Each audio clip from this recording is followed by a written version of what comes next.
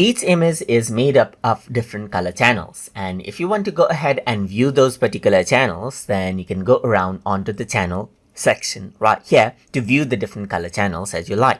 If I were to go around over here onto Windows and then access out the channels right here just like this, then this is what you have as well.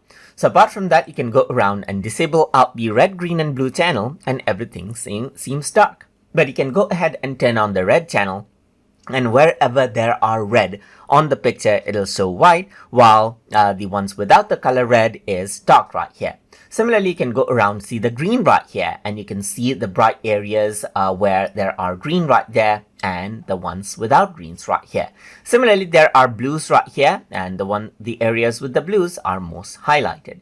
You can also enable two color channels right here and see their combination as well. For example, right now you can see green and blue right here. Apart from that, you can see red and green as well. You get more yellowish tint as you mix them out, and you can also see red and blue as well, or enable all three of them and you can see the color channels individually just like that. And that is how you can access out the individual color channels and then see which area of the picture is mostly affected. So I hope you guys learned something as always, and as always, please like, comment, share and subscribe